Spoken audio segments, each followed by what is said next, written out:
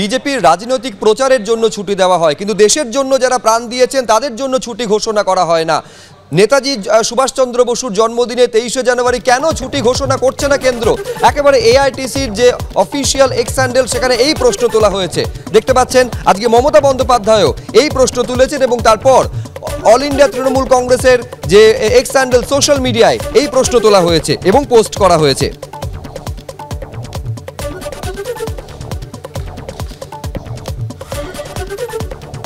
তা নিয়ে কি বলছেন সিপিএম এর তরফে, কি বলা হচ্ছে এবং পাল্টা কি মন্তব্য বিজেপির তরফে, দেখুন পরপর।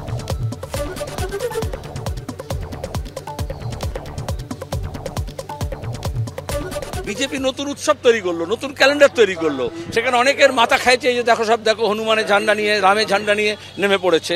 সেটা তার ধর্ম বিশ্বাসে নেমেছে, কিন্তু মমতা ব্যানার্জি কার বিশ্বাসে নেমেছেন? আরএসএস বিশ্বাসে নেমেছেন।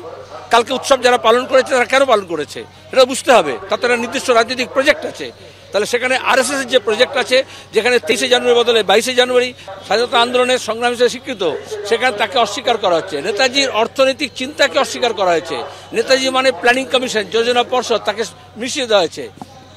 সরকারের কাজ ছিল প্ল্যানিং করা, ডেভেলপমেন্ট করা, রোজগার, রুজি, শিক্ষা, স্বাস্থ্য, সড়ক ব্যবস্থা করা। তাদের বলছে মন্দির ব্যবস্থা করো। আর মমতা ব্যানার্জি এগিয়ে গিয়ে বললেন, তাহলে আমি মন্দিরে আছি, মসজিদে আছি, গির্জায় আছি, চর্চায় আছি, তার মানে ধর্মে আছি। উনি ধর্মেও আছেন, জিরাফেও আছেন।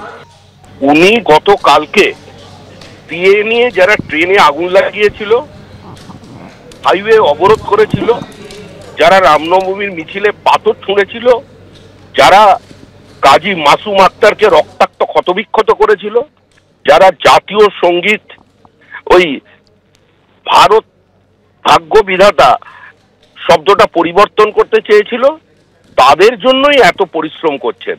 এই সমস্ত নেতাজিকে টেনে এনে আক্রমণ করার লক্ষ্য ওইটাই হচ্ছে ব্লক ভোটের রাজনীতি। যে কংগ্রেসের গর্ভ থেকে তিনি জন্ম নিয়েছেন, তারা নেতাজিকে কি করেছে সেটাও মানুষ জানেন। হঠাৎ নেতাজির জন্মদিনে এসে তার ছুটির কথা মনে পড়লো। তার তো ছুটি সবসময় চলছে, এবার মানুষও ঠিক করেছে ওনাকে ছুটি দিয়ে দেবে। চোখ রাখবো পরের খবরে। সরকারি হাসপাতালের আউটডোর সকাল 9টার মধ্যে খুলে দিতে হবে এবং খোলা হয়েছে এই তথ্য এসএমএস মারফত স্বাস্থ্য ভবনকে সকাল 9:15টার মধ্যে জানিয়ে দিতে হবে। একেবারে কড়া সিদ্ধান্ত নিয়েছে স্বাস্থ্য ভবন এবং পুরো বিষয়টা তদারকি করার জন্য একজন নোডাল অফিসারকে পর্যন্ত নিয়োগ করা হয়েছে। আরো বিস্তারিত আমাদের জানাবেন, ফোন লাইনে রয়েছেন আমাদের প্রতিনিধি সন্দীপ সরকার। এমনিতে সন্দীপ, সরকারি হাসপাতালের পরিষেবা নিয়ে অভিযোগের কোনো অন্ত নেই।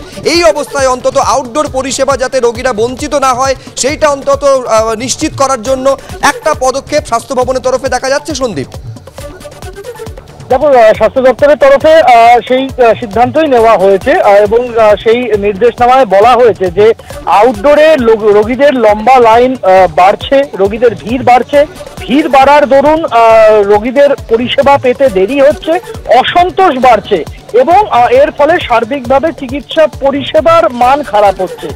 তাই স্বাস্থ্য ভবন এই সিদ্ধান্ত নিল বলে উল্লেখ করা হয়েছে নির্দেশনামায় বলা হয়েছে যে সরকারি হাসপাতালের আউটডোর সকাল 9টার মধ্যে চালু করে দিতে হবে এবং 9:15-র মধ্যে এসএমএস মারফত জানিয়ে দিতে হবে যে আউটডোর চালু হয়ে গিয়েছে।